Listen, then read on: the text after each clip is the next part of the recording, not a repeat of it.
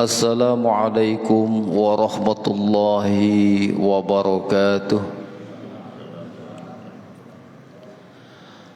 Alhamdulillahilladzi arsala rasulahu bil huda wa dinil haqq liyudhhirahu 'ala dini kullihi wa kafa billahi shahida. Asyhadu an la ilaha illallah wahdahu la syarika lah wa ashhadu anna Muhammadan abduhu wa rasuluh.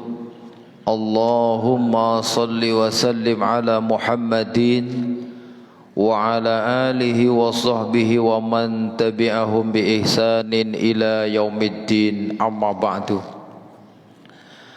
Yang kami hormati Takmir Masjid Asy-Syiddiq, mudah-mudahan senantiasa dimuliakan Allah Subhanahu wa ta'ala. Yang kami hormati tokoh agama, tokoh masyarakat, ustadz dan ustadzah yang mudah-mudahan senantiasa dimuliakan Allah Subhanahu wa ta'ala.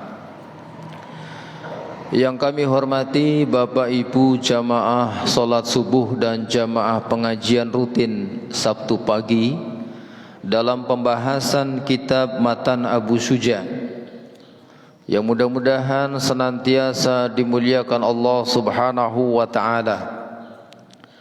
Pertama, marilah kita panjatkan puji syukur kehadirat Allah Subhanahu wa ta'ala. Alhamdulillah, pagi hari ini kita bisa berkumpul di masjid ini tanpa ada satu halangan apapun. Tak lupa salawat beriring salam senantiasa kita kirimkan kepada junjungan kita Nabi besar Muhammad sallallahu alaihi wasallam. Mudah-mudahan kita termasuk umatnya yang akan mendapatkan syafaat di yaumul qiyamah nanti. Bapak Ibu yang kami hormati, melanjutkan pembahasan Kitabul Buyu atau kitab tentang jual beli, atau kita masih membahas fikih muamalah, di mana pada pagi hari ini kita masuk faslun al-qirat, fasal tentang qirat. Dijelaskan di dalam syarahnya, al-qiratu lughatan al-qata'ah. Jadi qirat secara bahasa artinya memutus.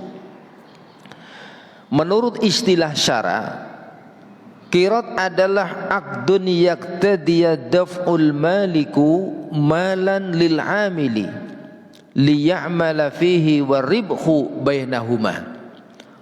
Adalah satu akad di mana dalam akad tadi seorang pemilik harta itu memberikan atau menyerahkan sejumlah harta kepada amil atau orang yang mengelola harta. Waribhu bainahuma, kemudian setelah dikelola, keuntungan daripada pengelolaan tadi itu menjadi milik antara pemilik harta dan juga pengelola. Artinya menjadi milik mereka berdua. Dalam istilah lain dijelaskan, qirat sama dengan mudharabah. Jadi dalam sebuah transaksi lembaga keuangan syariah itu dikenal dengan istilah mudharabah. Maka dijelaskan di dalam kitab ini, al-qiradu wal mudharabatu bima'na wahid. Jadi qirat dan mudharabah itu satu makna, satu arti. Wal muqaradatu lughatu ahlul Hijaz. Kalau mudharabah ini merupakan bahasanya penduduk Hijaz. Lalu ada istilah lain, muqaradah itu bahasanya penduduk Hijaz. Kalau mudharabah adalah lughatu ahlul Iraq, adalah bahasanya penduduk Irak. Jadi mudharabah itu seperti ini. Satu contoh, ada seorang pemilik harta, ada kalanya orang punya harta banyak, uang banyak, tapi dia ingin kelola uang tadi, nggak punya waktu. Biasanya orang sugih niku sibuk, Pak. Nah, urusannya macam-macam, ya kan? Sibuk. Kemudian satunya ada orang yang punya bakat untuk mengembangkan usaha, punya skill, ahli berdagang, tapi nggak punya modal. Maka dua orang ini, satu pemilik modal menyerahkan uang kepada yang memiliki bakat skill untuk berdagang ini, kemudian disampaikan, ini modal dari saya 100 juta, silahkan Anda kelola untuk bisnis, nanti keuntungannya kita bagi berdua. Mungkin mau 70%, 30%, ataupun 50%, 50%, tergantung kesepakatan. Maka ini yang disebut dengan mudharabah, atau dalam bahasa, dalam kitab Matan Abu Suja disebut dengan qirad. Jadi qirad dengan qardun itu lain. Kalau qardun itu pinjaman uang, pinjaman, tapi kalau qirad itu mudharabah. Ada lagi nanti istilah lain dalam perbankan syariah, ada istilah murabahah. Nate mireng nggih? Ada murabahah, ada mudharabah. Hampir sama, tetapi ini berbeda. Kalau murabahah itu begini, Pak, satu contoh supaya kita bisa membedakan satu istilah dengan istilah yang lain. Murabahah, contohnya jenengan butuh mobil, Pak, mobil apa? Avanza umpamanya nih, Avanza. Jenengan butuh mobil, datang ke lembaga syariah, BMT ataupun istilah lain, lembaga keuangan syariah, ataupun milik ataupun perorangan, punya uang, ya kan? Jenengan bilang nih, saya ingin membeli mobil Avanza, warnanya hitam, dengan cara dicicil karena nggak punya uang cash. Jadi adanya akad murabahah itu karena memang nggak punya uang cash, ataupun punya uang tapi untuk keperluan yang lain. Lalu pihak perbankan syariah ini akan mencarikan mobil Avanza dengan ciri kriteria spesifik yang Anda sebutkan. Setelah dapat ini, Pak, ditelepon jenengan, niki mobil Avanza mun enten teng kene kula, teng kantor, silahkan Anda datang. Anda datang nih. Begitu Anda datang, cocok nih, oke, mobilnya sudah oke, warnanya mulus, mesin juga masih bagus, surat-surat lengkap. Kemudian dilakukan akad murabahah. Penjualnya atau pihak lembaga perbankan syariah ini mengatakan, ini Avanza saya beli 70 juta, saya jual kepada Anda dengan cara diangsur 3 tahun dengan harga 100 juta. Maka angsuran 100 juta dibagi 3 tahun atau 36 bulan, kalau angsurannya per bulan, maka ini yang disebut dengan akad murabahah. Dan ini diperbolehkan, hukumnya diperbolehkan. Lalu bagaimana bedanya dengan kalau kita ngangsur mobil lewat leasing atau lewat finance? Jelas berbeda, akadnya berbeda. Kalau lewat leasing, hakikatnya kita meminjam uang, taruhlah meminjam uang 70 juta, kemudian kita mengembalikan 100 juta. Tapi kalau melalui lembaga syariah, di mana kita membeli barangnya langsung kepada lembaga syariah, ujung-ujungnya endingnya sama, hasilnya sama-sama memiliki mobil Avanza 3 tahun lunas, tetapi akad ini yang menentukan halal dan haramnya. Saged dipun pahami nggih? Nah, dan kita tidak boleh menyepelekan akad. Lah iku padha bae malah lebih larang nggih. Walaupun lebih mahal tetapi halal secara hukum. Karena akad inilah yang menentukan halal dan haram. Satu contoh. Kita dengan istri kita dulu waktu belum menikah, karena belum adanya akad, mek-mekan uli apa ora? Enggak boleh. Tapi sekarang mek-mekan bahkan lebih dari itu bisa bernilai ibadah. Karena apa? Adanya akad. Nah niku. Sebab akad niki penting, Pak. Akad ini penting. Jadi mudharabah, tadi kan contohnya murabahah nih. Ini mudharabah. Mudharabah adalah kerjasama dari pemilik modal dengan yang melakukan modal tadi, atau sebagai pelaksana. Walil qiradi arba'atu syara'ita, dan pada akad transaksi qirad itu ada 4 syarat. Yang pertama, ayyakuna ala naddin minad darahim wa dananir. Yang pertama, hendaklah ada harta pokok, ada modal yang berupa dinar, berupa dirham dan juga dinar. Dinar dan dirham atau dirham dan dinar sekarang sama dengan mata uang. Artinya memang ada modal yang disiapkan oleh pemilik harta yang berupa mata uang. Jadi modalnya harus berupa mata uang, Pak. Kalau modalnya barang dagangan, ini dagangan dari saya, silakan Anda bisniskan, Anda kelola. Ini bukan akad kirot atau bukan akad mudorobah, tetapi ini akad wakalah, menjadi wakil untuk menjualkan. Berbeda. Sudah kita pelajari pada pertemuan yang lalu, akad wakalah. Ini akadnya kirot. Memang modal yang dipersiapkan oleh pemilik modal atau pemilik uang adalah uang itu tadi. Iki 1 juta, silahkan Anda putar untuk usaha apa terserah jenengan.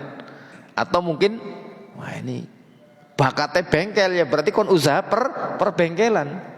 Tentu pemilik modal tidak mau memberikan modal kepada orang yang tidak ahlinya. Lawang ahli perbengkelan kon dagang sembako, Pak, lah ya malah repot, Pak, nekat bangkrut gasik. Nah, maka memberikan modal itu kepada yang ahlinya. Syarat yang kedua, wa ayyadana rabbul malil amili fit tasarrufi mutlaqan au fi ma la yanqati'u wujuduhu ghaliban. Pemilik modal memberikan izin kepada pelaksana yang menjalankan usaha tadi untuk mengelola harta secara mutlak. Dah, terserah kamu mau kelola, yang penting usahanya berhasil diusahakan, begitu. Atau mengelola harta yang biasanya wujudnya tidak akan terputus. Untuk usaha sembako, untuk usaha perbengkelan, untuk usaha pemancingan, untuk usaha peternakan. Pengelola ini diberikan wewenang mutlak untuk mengelola harta tadi. Maka dijelaskan di dalam syarahnya, ketika pengelola ini dibatasi dalam hal mengelola harta tadi, maka akad kirot atau mudorobahnya menjadi tidak sah. Umpamanya begini nih, saya kasih modal 100 juta, tapi kamu tidak boleh kulakan ke rumahnya itu karena itu musuh saya, umpamanya ini nih, maka nggak boleh. Berarti ada pembatasan. Atau begini, silahkan ini uang kamu pakai untuk bisnis batu permata, tapi khusus batu permata yang demikian nih, yang rumit, yang mungkin sulit untuk dicari. Berarti tidak diberikan wewenang mutlak. Maka pemilik modal harus memberikan wewenang mutlak kepada pengelola untuk mengelola harta tadi. Syarat yang ketiga, wa ayyashtarita lahu juz'an ma'luman minar ribhi. Hendaklah ada perjanjian bagi untung antara pemilik modal dan pelaksana atau pengelola. Jadi pada akad di awal, akad mudorobah itu sudah dijelaskan ini. Nanti keuntungannya untuk saya pemilik modal 60%, untuk jenengan 40%. Dari awal sudah jelas ini. Maka tidak boleh kalau seperti ini. Ini uang 100 juta silahkan Anda kembangkan. Langkung keuntungannya priwe? Lah wis gampang lah, sing penting mlaku gisit kowe. Enggak boleh. Dari awal harus sudah jelas.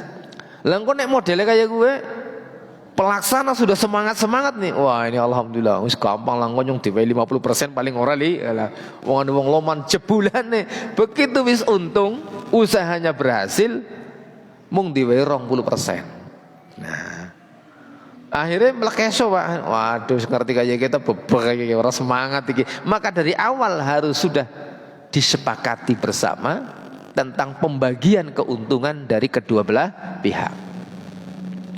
Dan ini sebenarnya kalau konsep-konsep syariah ini diterapkan, ini kaum muslimin itu bisa berkembang. Karena ternyata di antara kaum muslimin banyak orang-orang kaya yang bingung mau untuk apa uangnya. Tapi kadangkala yang menjadi masalah juga, mungkin ini kelemahan kita, kadangkala kalau kita dipercaya untuk mengelola, kadang-kadang tidak sesuai dengan tupoksinya. Kasih modal ini 100 juta untuk dikembangkan, untuk dagang. Malah ngutuk mobil anyar, Pak. Lah, wah ini mumpung ada duit tak ngutuk mobil anyar. Lah ini kan akhirnya tupoksinya nggak pas ini. Wong kon nggo modal usaha malah ngutuk mobil anyar. Kecuali kalau mobil itu memang dipergunakan justru untuk kepentingan menunjang bisnisnya. Tapi kalau tidak, lagi mobilnya nggak ngapa kiripnya. Ini khusus nggak jalan-jalan, nek dina minggu nggak panti plesir, ini lain lagi, Pak, lain lagi. Jadi sebenarnya kalau konsep ini dijalankan dengan baik dan masing-masing itu bisa menjaga amanah, insya Allah akan berkembang. Insya Allah akan berkembang. Kemudian syarat yang keempat, wa alla yuqaddira bimuddatin, dan hendaklah akad qirat atau akad mudharabah tadi tidak ditentukan jangka waktunya. Artinya sampai kapan? Ya pokoknya selama usaha itu masih dijalankan, terus jalan. Kecuali nanti ada penjelasan tentang terhentinya akad qirat ini. Nanti diantaranya ada sebab-sebab kenapa akad qirat ini terhenti. Tapi selama itu tidak ada, maka akad itu terus berjalan. Walaupun, satu contoh ini, ada seorang pemilik modal memberikan modal 100 juta, kemudian dikembangkan, usaha itu berjalan. Bulan pertama keuntungannya luar biasa, sesuai dengan perjanjian diberikan keuntungan kepada pemilik modal. Yang mengelola juga dapat keuntungan, yang memiliki modal juga mendapat keuntungan.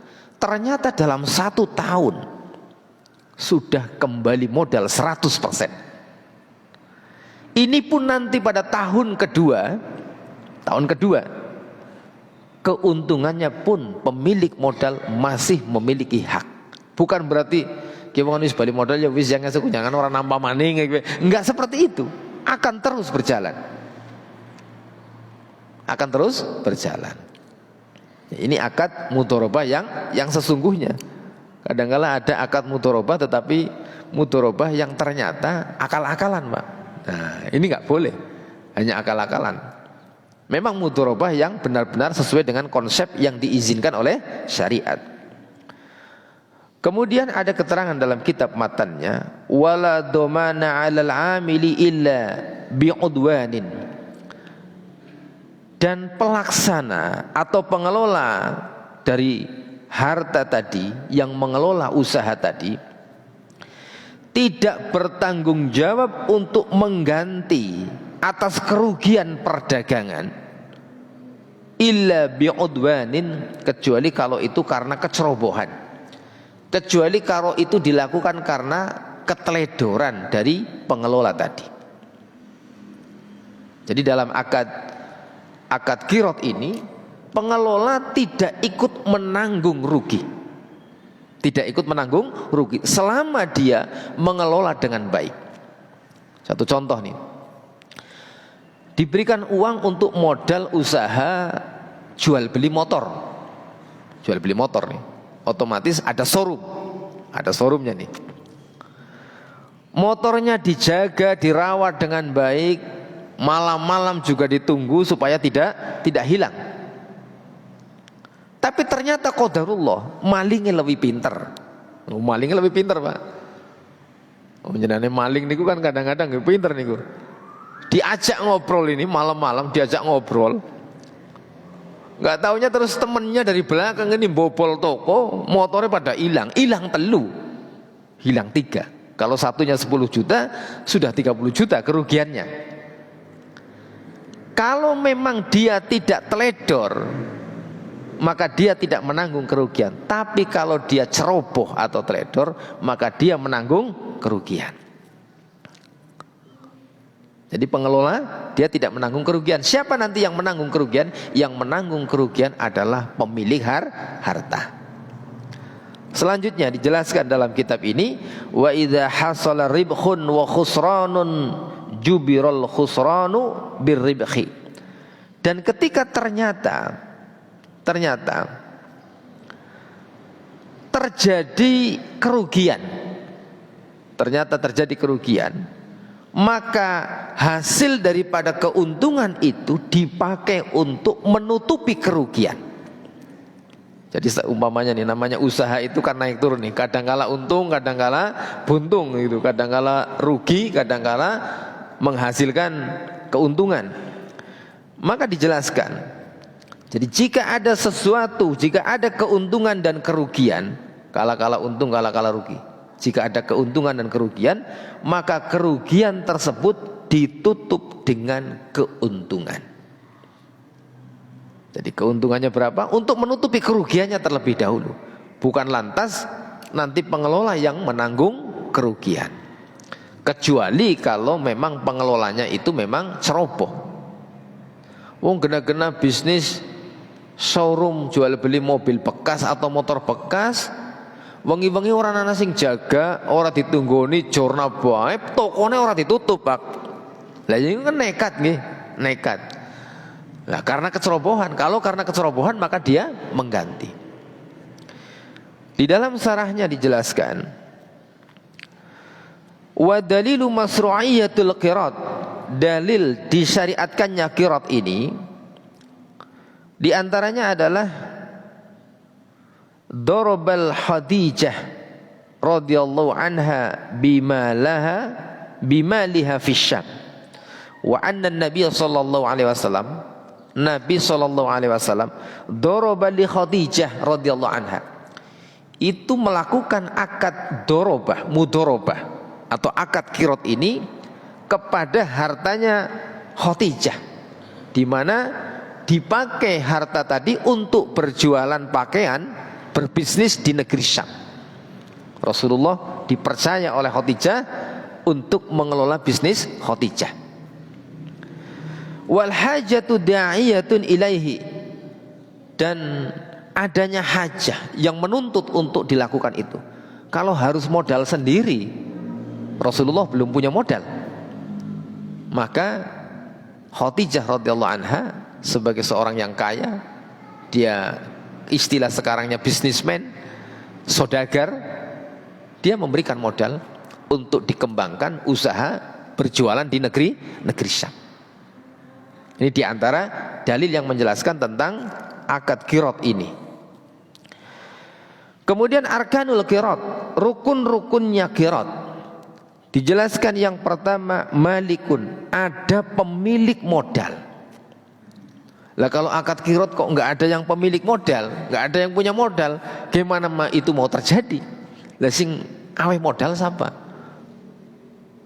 Kalaupun nanti ada dalam akad syirkah, kongsi usaha, yang satu punya tenaga tok, yang satu punya tenaga, bekerja sama, ini namanya bukan mudorobah, tapi ini syirkah abdan, kongsi tapi dalam hal sama-sama melibatkan dirinya, badannya untuk usaha, sama-sama menjadi kuli panggul di pelabuhan nih, bareng-bareng, pokoknya hasilnya dikumpulkan nih, nanti hasilnya berapa dibagi dua sesuai dengan kesepakatan. Tapi kalau mudorobah harus ada pemilik modal, harus ada pemilik modal. Yang kedua malun, amilun, ada yang mengelola, pemilik modal ada, yang mengelola ada. Yang ketiga malun, ada hartanya, pemiliknya ada, yang mengelola ada, uang yang memang akan dikembangkan juga ada. Bukan hanya insya Allah siap tak modali, lah ya duitnya endi, duitnya sing arep tek kembang nah duitnya endi lah. Kalau nggak ada maka tidak terpenuhi rukun qirat ini. Harus ada harta. Kemudian amalun, ada upaya, ada kerja yang dilakukan oleh pengelola. Kalau memang bisnis perdagangan, ya memang ada upaya dia untuk melakukan bisnis perdagangan. Kemudian ada ribhun, yang kelima, keuntungan. Adanya keuntungan. Yang keenam, ada sighat, adanya akad, bentuk akadnya. Saya melakukan akad mudharabah dengan Anda, silahkan ini dikembangkan uang 100 juta dengan keuntungan dibagi 2, 60%, 40%. Nah, ini berarti sudah ada sighat akad. Kalau sekarang mungkin sudah harus ada tulisan hitam di atas putih, di atas materai. Nah, ini mekanisme saja. Kalau zaman Rasulullah nggak ada materai, Pak. Oh, zaman Rasulullah, zaman min orang materai. Iya, zaman mien orang materai memang urung dicetak kayak ya. Zaman sekarang pakai materai itu untuk menguatkan akad. Untuk menguatkan akad. Kemudian ayyakuna ala nadin au naqtun minad darahim wad dananir. Jadi ini sudah dijelaskan, hendaklah di antara syarat daripada qirad ini, hendaklah memang ada modal yang berupa uang. Yang berupa uang. Kalau sekarang mungkin bisa jadi rupiah atau mata uang yang lain. Yang penting itu sebagai ganti daripada dirham dan emas. Karena dulu dirham dan emas itu adalah mata uang atau alat tukar.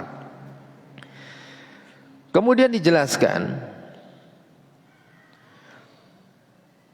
wa mabniyul qiradu ala raddu ra'sul mal, dan dibangun akad qirad ini di atas dengan cara menyerahkan modal, wa qad ajazahul ulama li hajatin nasi ilaihi, dan sungguh para ulama itu membolehkan akad qirad ini karena adanya kebutuhan manusia untuk itu. Yang kedua, ayyadana rabbul mal lil amil fit tasarrufi mutlaqan. Jadi pemilik modal memberikan izin secara mutlak kepada pengelola untuk mengelola harta tadi. Maka tidak diperbolehkan ketika dipersempit ini. Fala yajuzu lil maliki ayudayyiqu tasarrufi 'alal 'amil biman'ihi fi syara'i ba'dal asya. Umpamanya nih, tidak boleh memberikan izin tetapi dipersempit. Enggak boleh membeli ini, enggak boleh membeli ini. Enggak boleh beli yang seperti ini. Padahal sudah diberikan wewenang, harus diberikan izin secara mutlak. Kemudian ayyastaratal maliku lil amili juz'an ma'luman min ribhi. Ada perjanjian atau persyaratan yang sama-sama sudah disepakati oleh kedua belah pihak.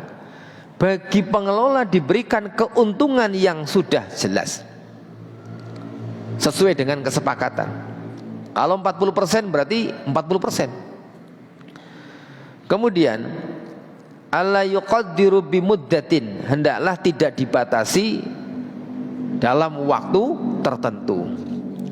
Kemudian ada satu keterangan dalam kitab ini,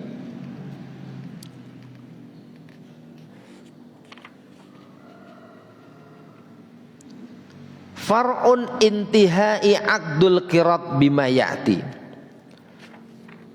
Berhentinya akad qirad ini dengan beberapa kondisi. Yang pertama, al-fashu mata sya'a ahadut torfaini. Ketika akad qirad itu sudah dibatalkan sesuai dengan apa yang dikehendaki oleh salah satu daripada kedua belah pihak. Kapan dikehendaki oleh salah satu daripada kedua belah pihak? Umpamanya nih, ada seseorang diberikan modal 100 juta untuk mengembangkan usaha, untuk berbisnis satu usaha. Kemudian qadarullah salah satunya, baik pengelola ataupun pemilik modal, mau merantau, mau pergi jauh. Mungkin mau merantau ke Korea, atau mungkin mau merantau kemana, ke luar negeri, atau ke Sumatera mau merantau, kemudian mengatakan begini, ini saya mau merantau kayaknya nanti kalau kerjasama ini repot juga nih. Sudah kita hentikan kerjasamanya sampai di sini. Ya sudah, maka dengan berakhirnya kesepakatan itu, maka berakhir pula akad kirotnya. Lagi terus kepriwe wis jalan dan lain sebagainya. Kalau pemilik modal mengatakan ya sudahlah untuk jenengan, maka sudah sah, dan itu nanti hasil keuntungannya 100% untuk yang mengelola. Tapi kalau demikian umpamanya nih, ya sudah begini saja. Ini kan karena kita sudah selesai akadnya, saya mau merantau, begini saja. Ini sisa dari barang-barang yang ada ini kita jual. Umpamanya nih kita jual. Nah, nanti kita bagi dua nih. Dah, bagi dua nih. Kita jual, kita bagi dua. Setelah itu atau mungkin dari apa yang ada itu, umpamanya anak gerobokan, anak apa dan lain sebagainya nih, dibeli oleh pengelola nih. Udah saya beli saja daripada diberikan kepada orang lain, dijual kepada orang lain, saya beli. Nanti usaha ini menjadi milik saya sendiri. Nah, maka berakhir. Akad kirot ini berakhir. Yang kedua, al-jununu au awil irma. Al-jununu awil irma li ahadi torfaini. Gila ataupun pingsan salah satu daripada kedua belah pihak. Pingsan di sini yang dimaksud tidak sadarkan diri. Nah, pingsan kan sedelatong ya, bisa jadi dia sadar, tapi ini tidak sadarkan diri, mungkin dalam waktu yang lama. Ternyata salah satu daripada kedua orang yang melakukan akad kirot ini, baik pemodal ataupun yang mengelola, salah satunya gila, secara otomatis berakhir akad kirot tadi. Loh, mosok enggak sing mengelola kok gemblung? Ya jangan diteruskan. Nanti kacau itu nanti, ya kan? Udah orang gila berarti otomatis tidak boleh melakukan akad. Maka berakhir akad kirotnya. Yang ketiga, al-mautu li ahadi torfaini, meninggal salah satu daripada kedua belah pihak. Kalau salah satunya meninggal, berarti akad kirot itu berakhir. Kalau nanti mau melakukan akad kirot lagi mungkin dengan anaknya, dengan ahli warisnya, dilakukan akad baru. Harus dilakukan akad baru. Kemudian sedikit saya jelaskan. Ada satu keterangan dalam kitab ini, tidak diperbolehkan orang yang melakukan akad kirot atau mudharabah ini mengatakan demikian. Usaha ini untuk 1 tahun pertama keuntungannya semuanya untuk saya. Gak boleh. Nanti tahun kedua itu untuk jenengan. Gak boleh. Karena bisa jadi tahun pertama, namanya bisnis baru, usaha baru, biasanya laris, Pak. Apalagi kalau saya lihat di Banjar ini, kalau ada kuliner baru itu rame luar biasa. Rame ngantri-ngantri, Pak. Dulu pernah ada itu jualan martabak unyil, Pak. Banyak cabang berdaerah-daerah di mana-mana. Rame kabeh, Pak. Saya lihat itu rame semuanya. Ngantri-ngantri panjang, padahal cuma martabak unyil, Pak. Ya itu ya enak juga itu. Tapi setelah sekian bulan sepi. Nah, maka nggak boleh akad kirot ini. Pemilik modal mengatakan tahun pertama semua keuntungan untuk saya, nanti tahun kedua semua keuntungan untuk jenengan. Nggak boleh. Karena bisa jadi nanti tahun kedua wis ora payu, Pak. Wis bangkrut. Nah, demikian. Mungkin ini yang bisa kita pelajari pada pagi hari ini. Mudah-mudahan bermanfaat. Banyak kesalahan kami mohon maaf yang sebesar-besarnya. Barangkali ada masukan atau pertanyaan. Monggo sak derengi pun dipun tutup. Monggo, Pak.